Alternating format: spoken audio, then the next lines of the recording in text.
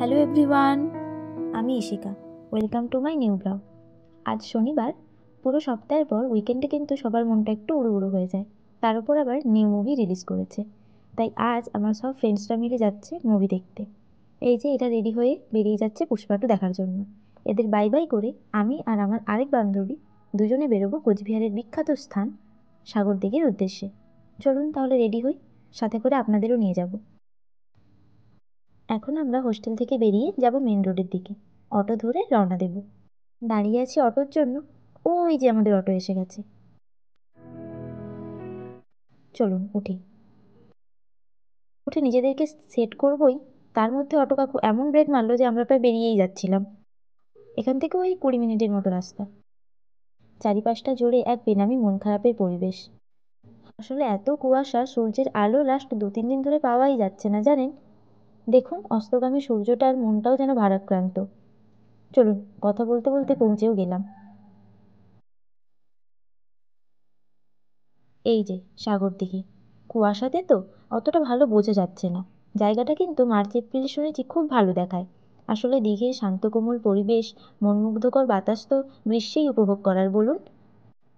তবে শুনেছি অনেক যুগ আগে এই দিঘিটি কিন্তু জলের অভাব দূর করার জন্যই নির্মাণ করা হয়েছিল। এই দিঘির জল নাকি কখনো বাড়েও না কমেও না। জানি না সঠিক কিনা, উত্তরবঙ্গের মানুষরা কমেন্টে জানাবেন তো। কথিত আছে দিঘিটি যখন খনন করা হয় তখন নাকি এখানে 7টি সাগরের জল এনে মেশানো হয়েছিল।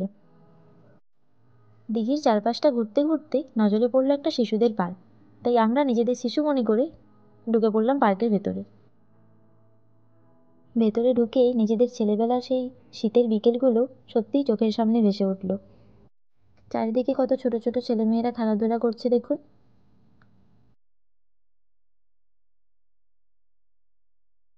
আমরাও আশেপাশটা খুঁজে দেখছিলাম কোনো দোলনা ফাঁকা আছে কিনা। আসলে দোল খাওয়ার তো কোনো বয়স হয় না। তারপর একটা দোলনার দিকে এগিয়ে গেলাম। ভাবলাম একটু দোল খেয়েই বেরোবো, কিন্তু আমাদেরকে পাস করে একটা ছোট্ট পুচকে গিয়ে দোলনায় বসে পড়লো। অনেক রিকোয়েস্ট করলাম জানেন, কিন্তু নামলো না। অগত্যা শিং ভেঙে বাছুরের দলে না ঢুকে নিজেদের বয়স মনে করে বেরিয়ে এলাম। এত দূর হাঁটা চলার পর আমাদের বড়ই খিদে পেয়ে গেছিল, কিন্তু তখনও কোনো খাওয়ার দোকান বসেনি। এগিয়ে গিয়ে দেখলাম একটা ফুচকা গাড়ি। ফুচকা তো পারলে আমরা ব্রেকফাস্টও করে নিই, আর এটা তো বিকেল, তাই হালকা করে ফুচকা খেয়ে হাঁটা দিলাম বাজারের দিকে। বাজারের দিকে যাচ্ছিলাম একটা বার্গার দাদার দোকানে। দাদাটা খুব ভালো বার্গার বানায় জানেন, তাও আবার বড় রিজনেবল প্রাইসে। যারা এখানে থাকো তারা কিন্তু একবার অবশ্যই ট্রাই করতে পারো, আর কারা অলরেডি ট্রাই করেছো তারা অবশ্যই কমেন্টে জানিও।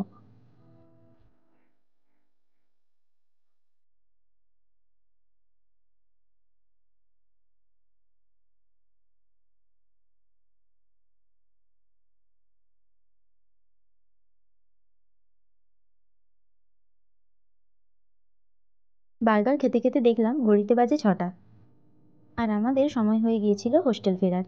তাই আবার অটো ধরে রওনা দিলাম হোস্টেলের পথে। কুয়াশার জন্য চারিদিকটা এতটা অন্ধকার, মনে হচ্ছে যেন কত রাত। যাই হোক, যাওয়া যাক। ভিডিওটাও তাহলে এখানেই শেষ করছি। টাটা, ভালো থাকবেন, দেখা হবে পরের একটি ভিডিওতে। ভালো লাগলে একটা লাইক করে দেবে। Stay tuned, by.